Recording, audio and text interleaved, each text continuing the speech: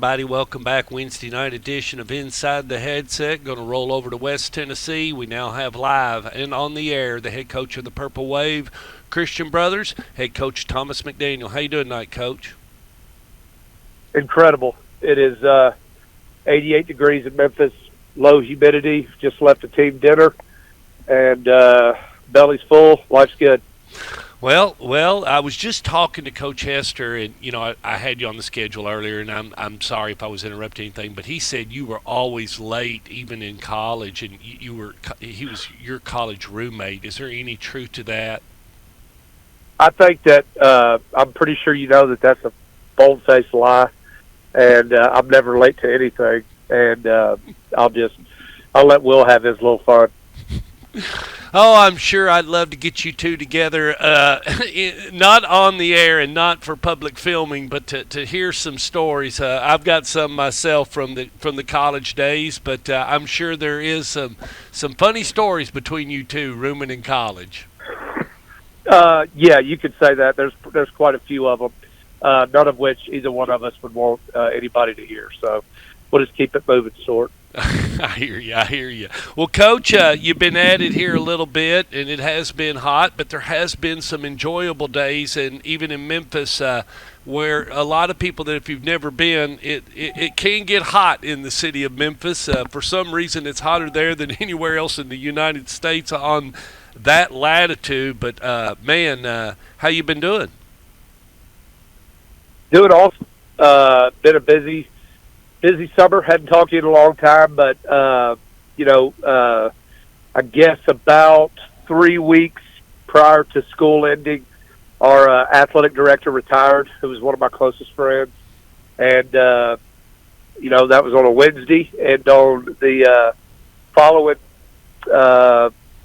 Monday, they brought me in and asked me to take over as the athletic director. So it's to say it's been a busy summer would be an understatement, but yeah, it's been fun, and I'm still loving everything, and very grateful.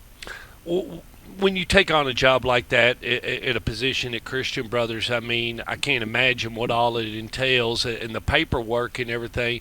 But how much have you learned to appreciate the job of athletic director? Well, I mean, I did it at Oakland for several years. What's the difference? The difference? Yeah, it's different for a lot of reasons, but the biggest one probably is just our school has a different structure in that we actually have a business office, and so a large part of that role is helping with raising money, and it's just part of I don't know, like I did the teaching there for 6 years.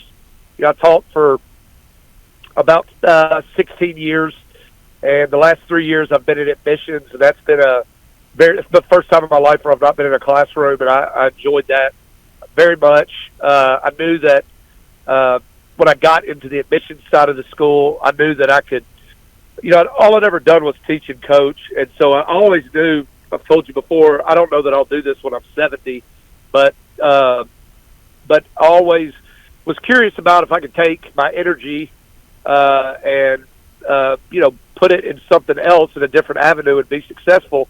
And I felt like going to admissions did that for me. It gave me kind of a renewed sense of purpose, if you will.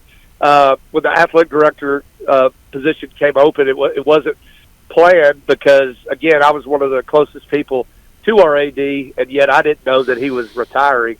And it took a couple of days for me to kind of do a little soul searching and figure out, is this the next step for me? Is this what I want to do? The biggest thing was, and kind of is, CBHS has been great to me for 9 years, going into my 10th year now. I've known for a long time that I would like to believe that this is my final spot in education. And, it just puts me in a position long-term to really stay here, grow roots, allow my girls to continue to go to school where they're at, and my family structure's happy. And so, that there's a lot to be said for, the sacrifices my wife and my kids have to make for me to be the football coach here. and for me to be able to let them, continue to be where they're happy, and obviously I'm happy. I love CBHS with all my heart, so it was just an opportunity I couldn't pass up, and I'm learning a lot. It's having to reteach myself about a lot of things that I had to do at Oakland, but got good support, and been able to build a team of people around me to help. Because there's just so many aspects. Just getting ready for this first football game. We play on Thursday. We don't play on Friday, so we play on Thursday. We play tomorrow night, and so I gave you an example. Like I'll have to be at school at 5:45 tomorrow to put out cones because we sell reserved parking to about 150 people, and I've got to make sure that security is set up, and all that stuff has been done beforehand. But just to get this first one out of the way, to know that our game day operations is in check and we're doing things the right way is going to be interesting and a little bit nerve-wracking to start. But once it kicks off, it'll all be good, and it's just kind of old hat at that point. Man, I'm really interested in this premium parking spaces you're selling. What do they run at? I mean, it's crazy. They're more expensive than people like to hear, but the Friday nights there are such a big deal for kids 5 years old to adults that are 85 years old, and so we're very limited on parking. We're landlocked, and so it's always, I'll put it to you this way: we had 110 spots that we've sold for, I don't know, as long as I've been there, they've been sold, and those were sold and claimed before I ever even released an email. And so we expanded it this year a little bit just to see how it would go. We sold all of those, and it's a hard, if you don't get there early, you're not parking on the campus, and you're having to walk across Walnut Grove from a neighborhood, and it can be a real pain in the behind. So people are willing to pay it. It helps support our athletic, budgets, which obviously require a lot of funds, and it's just a small price to pay to help boost not just football, but our entire athletic budget. Well, and you kind of had that down there at the old club, but when you had the end zone club, and you could premium park down there. I always bought one. I mean, that was, that kind of, but anytime you got a school that can use those premium parking spaces and create a lane for you to get in once you get on the grounds and you get to your spot and get out of your car, it's huge. It's huge. Yeah, and it's just, again, we have such a broad network of businesses that partner with us for marketing purposes, and that continues to evolve because of our live streaming that we do, and we're fixing to put up a jumbotron and do like we did at Oakland and have some classes that do those kind of production aspects of it. Sure, it's just going to continue to expand, and it's more. I've said for a long time, we're more like a D3 model at a collegiate level than we really are as a high school. So there's a lot of money that is spent on athletics. There's also a lot of money that is generated to support the program and the boys. So it's a win-win for everybody. We're just lucky that we have a community of 152 years that invests in our boys and continues to get back to the school. You've been gone 9 years, like you said, but just think right now, Rockville, it wasn't here when you left, and so it's opened, and it's got turf. And Stewart's Creek has turf, and Smyrna has turf, and Riverdale has turf, and Blackman, so they all got turf down. When you left, the field house was one of the biggest things in the Jumbotron, so, and now that's become, like you said, it's not only about the facilities, but it's about the other pieces of the parts of Friday night, and plus they use it in other sports. It's not just Friday night; you use it in other sports. Yeah, all those places needed turf. I mean, if you've got the ability and land to have multiple fields and be able to keep up the resources to, it's funny you say that because I was just telling some young coaches at the office the other day at lunch. These young guys now that are 28, 30 years old. They have no idea what it's like to cut grass and sweep fields and line fields. And you know how it was back in the day where everybody was trying to outdo each other when they painted the fields on Friday night. You'd have to stay late on Thursdays. You'll remember this, but, you remember the old WTs market over there by Riverdale. That's where we would all go. Somebody would load up, go get hamburger plates for everybody while we paint the field till 9 o'clock at night on Thursday. And we a lot of memories, a lot of fun, a lot of hard work, a lot of sometimes frustration, sometimes some screw ups, but there was a lot of camaraderie built with doing that. But it sure is nice to have the ability to just throw a couple pylons down and go play. So I'm happy for all those schools. That's long overdue. And when you start adding in soccer, girls soccer, rugby, things like that, middle school football, those turfs were never going to be able to hold up with natural grass. No. Well, Coach, you got Sheffield, you said, on Thursday night, and that is a special. No, we got White Station. What happened? I mean, I don't know why. No, why is all right? I used. You know who I used? I used Max Prep. So you've got White Station. It's all good. We got White Station. It was supposed to be a Friday game, but as you know, I don't know if it's as bad in Middle Tennessee, but there's official shortages in Memphis. Yep. I think they're kind of an issue all over the state. So every year they ask you to move one game, and obviously this is the first game of the year. It doesn't disrupt the rest of your planning, if you will, for the remainder of the season as far as giving you a short week or whatever. Be the first game in Memphis. I think we'll have a big crowd. It's a great rivalry with us in White Station. So, kick off tomorrow night at 7 o'clock, and, should be fun. Of course, we always say when we think of White Station, we always think of one person, Dylan Mitchell. We saw him.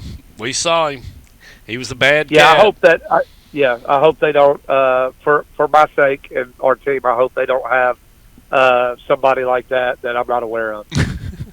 Because when we didn't know who he was and we found out who he was, it was pretty eye-opening when I don't know if you remember, but they threw a bubble pass to him first play of the game against us, and he took it to the house, and we were pretty good on defense that year. So it was kind of when I figured out that this kid's a problem. I filmed it. I was right there. You had 5 guys like within 3 feet of him, and Dylan Mitchell catches it and says, "See ya, you ain't catching me." Yep.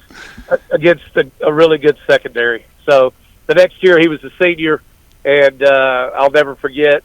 We had 11 guys on defense that couldn't have tackled him in a phone booth, and if they'd have just given it to him every play, we definitely would have lost that game. But he was one heck of a high school player. There's no doubt about it. Yeah, exactly. And unfortunately for him at the time, and I'm not saying anything bad to anybody, and I don't need phone calls, but he had the talent, raw talent. I mean, it was right there in front of your eyes. He just didn't have any personnel to help him get into position so he could use all that talent. It was just basically like in the third quarter when they came back out, if you remember, they went straight Wildcat with Dylan Mitchell against Oakland, and you were just like, okay, so we'll just put 11 guys on him because we know he's going to try to take off and run it. So I mean, he was one of those guys. It was not the same type of kid per se, but we had a freshman JV game Monday night, and I was talking to the official before. And he asked me if, he was from Memphis, but he asked me if I had coached at Riverdale. And I was like, I did. And he said, well, did you coach for Coach Rankin? And I said, I did. And he said, were you there in 2004 when they played Franklin in the state championship? I was like, I did. And he said, man, there was a kid in that state championship game. He goes, he was one of the best high school players I ever saw when I was officiating. He goes, y'all had a quarterback. And I said, Dave Thomas was, if not the best. I still think he's one of the best football players that I coached, and I got to coach a lot of good ones. But as far as just a football player, Dave Thomas was one of the best. You couldn't stop him. I mean, you could not stop that kid. I mean, he had a torn ACL and won the state championship. A torn ACL. When you play quarterback and you return punts, it tells you you're different. And, he was just, like I said, he was a special. I could give you a lot of Dave Thomas stories. He was an alpha, and he loved to compete, loved to be challenged, and he was one of my favorites for sure. They said that y'all kept him just caged up over there until Friday night. You wouldn't let him do nothing basically until it got to be Friday, and then you let him go. Yeah, he was special, that's for sure. Well, Coach, thanks a lot for joining us. We look forward to talking to you all year long. And you get over this way, please hit me with a text. I'd love to hook up with you. Absolutely, it's hard to believe we're fixing to kick off again. I mean, it's just nuts, man. I saw, but I guess you saw that interview of you and me back in when you were in Oakland. We were sitting there, and you was talking about how pleasant the weather was, and it was just and we just ran through a week of it where we had a couple of days, a break here, where you're able to get some things done that you don't normally be able to because it's too hot. Yeah, it's been a nice couple of days when you don't have the humidity. It totally changes the perspective of practice. But just starting another football season is incredible, and can't wait. Super excited, continue to love it, everything about it, and just blessed to be able to do something that I love so much. So appreciate all you do, man. Good to talk to you, and look forward to visiting each week with you, brother. Well, we're getting ready to call your old buddy Burt Brown. Well, if you could say something about Coach Burt Brown, what is it you could say about Burt Brown?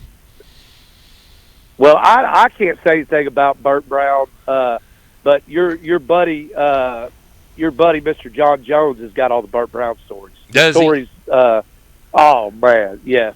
Burt Brown is a character, that's for sure. Oh, I love him. I love listening to him. He's a Golden Eagle. I know it. He was a quarterback. Yeah, and of course he grew. You know this. He grew up. He wanted to go to EKU, but he blamed Roy Kidd. But it's probably because he wasn't good enough. Well, you know that his dad was my instructor, and he taught me defensive driving. Are you serious? I'm not lying. God is my witness.